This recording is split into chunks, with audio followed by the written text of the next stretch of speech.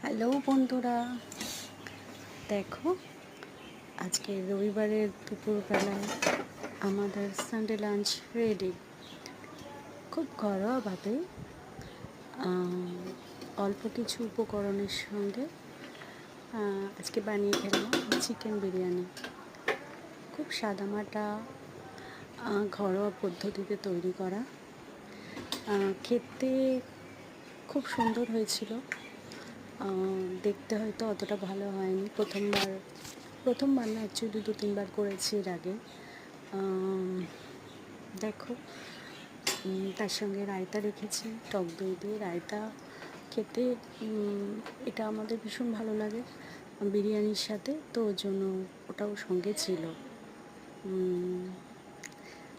Thank you for watching, love you.